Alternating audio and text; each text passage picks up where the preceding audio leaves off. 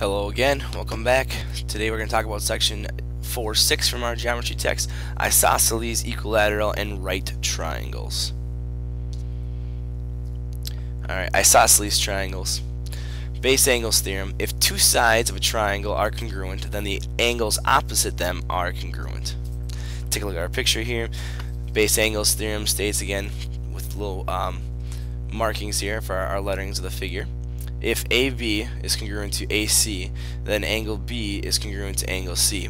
So we have an isosceles triangle, which has that two sides of a triangle, at least two sides of a triangle, are congruent. And here, if the two sides are congruent, then the opposite angles from them are congruent as well. So this is the base angles theorem. If you have an isosceles triangle, then the opposite angles of that triangle are congruent.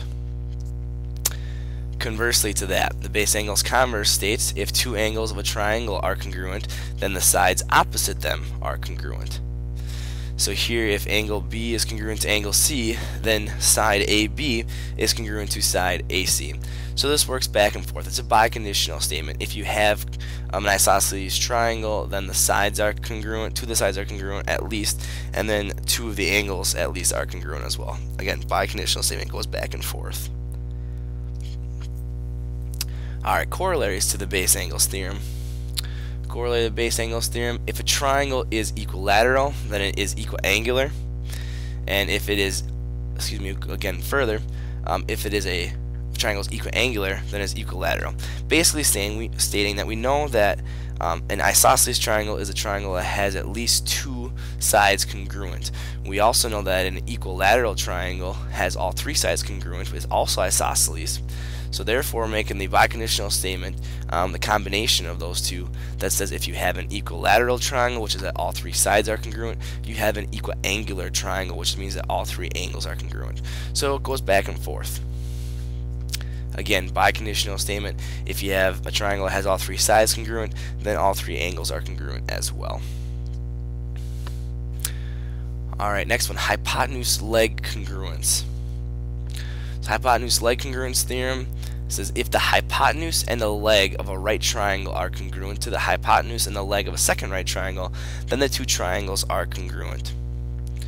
So we don't have an angle side-side postulate. What we do have is what's known as hypotenuse-leg, where we have a right triangle and two of the legs are congruent. Then we can show that the triangle is congruent to another triangle with a right triangle and the other two sides congruent as well. So in the picture, if BC is congruent to EF and AC is congruent to DF, then ABC triangle is congruent to DEF triangle. Alright, again, making this second statement about equilateral and equiangular triangle. Thing to note here, which is why we have it up, that the triangles, if you have equiangular, equilateral, are 60, 60, 60 triangles. Alright, let's apply some of these rules. Proof. Given VW is parallel to ZY and UV is congruent to WX, UZ is congruent to YX, VW is perpendicular to VZ, VW is perpendicular to WY, prove, a lot of stuff up there, prove angle U is congruent to angle X. Alright, let's mark what we have here on the board first. We know that VW is parallel to ZY. We know that UV is congruent to WX. We know that UZ is congruent to YX. We know that VW is perpendicular to VZ. So VW perpendicular to VZ. So therefore we have a right angle there. We know that VW is perpendicular to WY. So a right angle there as well. We want to prove that angle U and angle X are congruent. Alright, if I can somehow show that the outside two triangles are congruent, for instance, just highlighting in blue here, if I can prove that UZV and triangle XYW are congruent, then I know that by the CP/CTC that those two parts are congruent then as well. Alright, let's write down, we gotta start somewhere with all the information that we've just found. Alright, we gotta start with the given. Alright, from the given, we know that angle WVZ and angle VWY are right angles.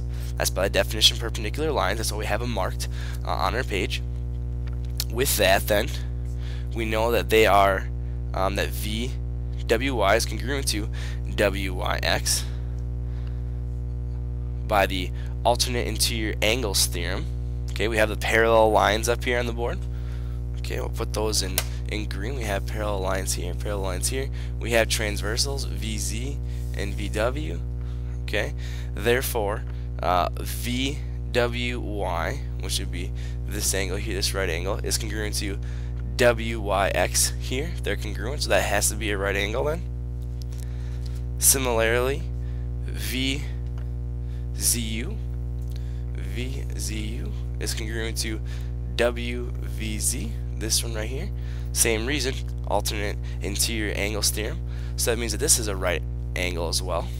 Okay, since we know we have parallel lines and those are right angles, we then can state that the two triangles are congruent by the theorem we just talked about. We have a right triangle both on the left and the right. Therefore, the two triangles are congruent by hypotenuse leg. And if the two triangles are congruent, then the two angles are congruent by the CPCTC. Okay, so we had the parallel lines that helped out with the alternate interior angles because we had the right angles from the definition perpendiculars.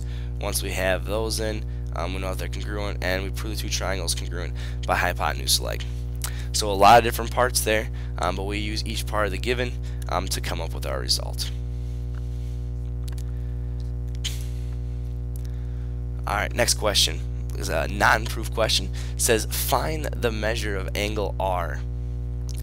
Okay, we know that this is an isosceles triangle where PQ and QR are congruent. We know that the triangles sum theorem states that all angles add to 180 degrees. Therefore, measure of angle Q plus R plus P equals 180. We know that angle Q is 60, and we know that P and R are the same by the base angles theorem. So we really have two R's, okay? And when we subtract 60 from both sides, we're left with 2 of the measure of angle R is equal to 120. And then again, divide by 2, so we're left with measure of angle R equaling 60, which is our final answer. Again, this is applying the base angles theorem, which says if we have an isosceles triangle, then the opposite angles are congruent. So we apply the base angles theorem here and solve for the measure of angle R. Alright, going further with that, using equilateral and isosceles triangles, question says find the value of x and y. If we notice what we have on the left, we have an equilateral triangle, and by definition we know that if we have an equilateral triangle, it's equiangular, and if it's equiangular, that means that all of the angles are 60 degrees. So we have all of our angles here being 60 degrees. So we know that the measure of angle x is just 60. Now, trying to solve for y, we have to do a little more work. We notice a connection between this angle 60 and that line. It's a linear pair, so that means that the top angle here is 120. With the two sides being congruent of this triangle, we know we have an isosceles triangle, which means that y on the right here is the same as y in this corner. So really, 120 plus 2y is equal to 180, doing the triangle sum theorem.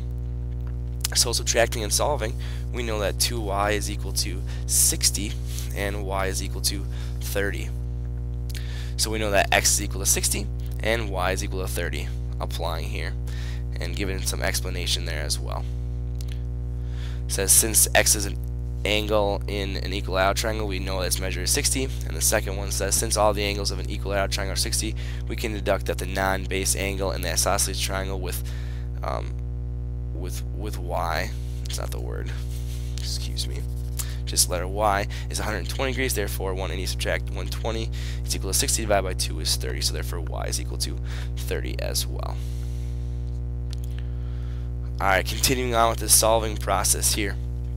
Find the value of x and y on each one of the figures. So on the left one we'll take first.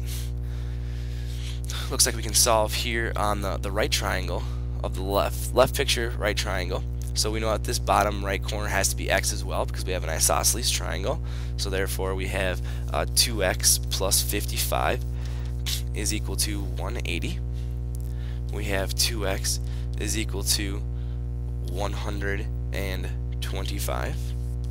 And we have x is equal to 125 divided by 2 is 62, excuse me, 62.5. So x equals to 62.5. Let's see how we can use that then to solve on the left. If x is 62.5, that means we have a linear pair here, which leaves us with 117.5.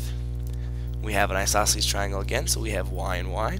So we have 2y plus 117.5 is equal to 180. We then have 2y is equal to 62.5, and then y is equal to 62.5 divided by 2 leaves us with 31.25. So there's y, and there's x for the left one.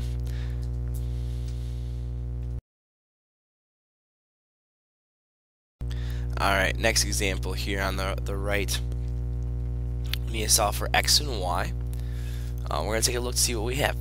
On the furthest right triangle of the right figure, we notice we have 3 congruent angles, so therefore we know that each one of these are 60 degrees. This should help us, as we know that the bottom is a straight angle, so therefore must add up to 180 degrees. So therefore if we have 50 here and 60 here, it's 110 overall, and 180 minus 110 leaves us with 70. So therefore that angle is 70. We notice we have an isosceles triangle in the middle, so therefore the right angle has to be 70. So if we have 70 and 70 in the corners and we're looking for x, that's 140. And if I take 180 minus 140, I'm left with just regular 40, so therefore x is equal to 40 degrees. And now I can turn my attentions off to y. If I look here on y, I also have an isosceles triangle, so therefore my bottom left is 50 degrees as well. So I have 50 and 50, that makes 100, and I'm looking to solve for y. That leaves me with 180 minus 100, which leaves me with just 80 as my final answer. So my x value is 40 and my y value is equal to 80. Alright, going through the final answers there. Alright, let's take a look at this one. The question says find the value of each variable. Looking to solve for both x and y.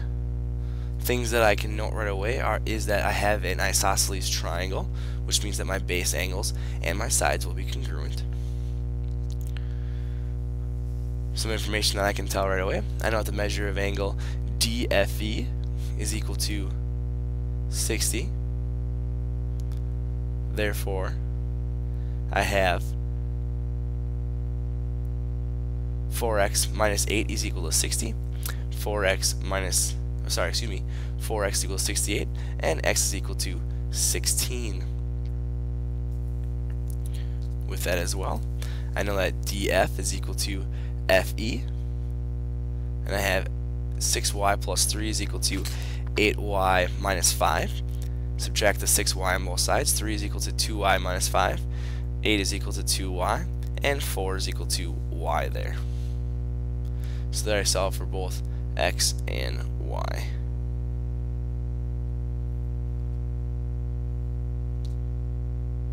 Final answer, x is equal to 17 and y is equal to 4. Looks like they did miss a marking on here, so I'll mark that in there. It is an equilateral triangle, which is why we know that they all equal 60 degrees.